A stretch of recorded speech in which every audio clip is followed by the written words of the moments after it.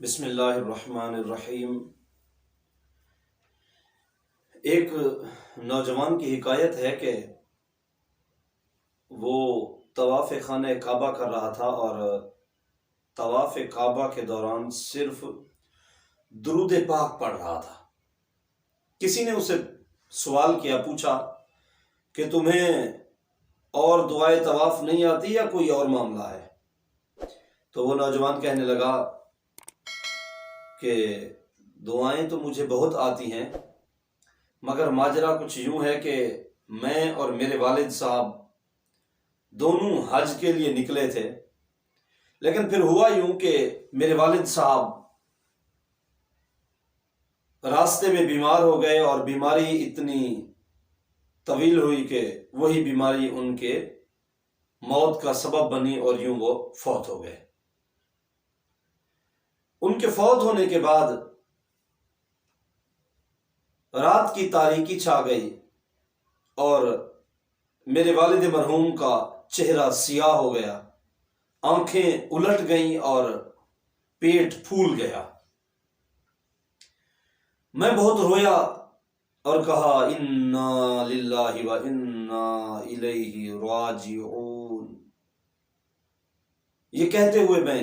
سو گیا، میری آنکھ لگ گئی۔ اتنے میں نے خواب میں ایک معطر حسین و جمیل ہستی کی زیارت کی، اور وہ معطر حسین و جمیل ہستی میرے والد مرحوم کی میت کے قریب تشریف لا کر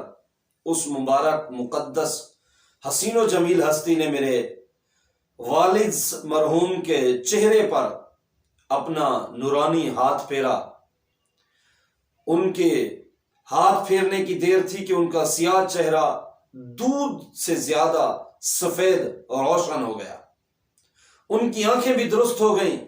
اور ان کے جب پیٹ پر وہ مبارک ہاتھ انہوں نے پھیرا تو وہ پیٹ بھی اپنی اصلی حالت پر آ گیا۔ جب وہ تشریف لے کر جانے لگے تو میں نے اس حسین و جمیل معطر ہستی کے دامن کرم سے پکڑ لیا اور عرض کرنے لگا، حضور آخر یہ کیا ماجرا ہے، ارشاد فرمائیے، اور آپ کون ذات ہیں؟ آپ کو قسم ہے اس ذات کی جس نے آپ کو اس جنگل میں بھیجا ہے، اسی ذات کی قسم ہے کہ آپ بتلا کر جائیے کہ آپ ہیں کون۔ میں تو ہمیں نہیں پہچانتا، ہم تو محمد رسول اللہ صلی اللہ تعالی علیہ وسلم ہیں۔ تیرا یہ باپ تھا تو بہت زیادہ گناہگار سیاکار تھا،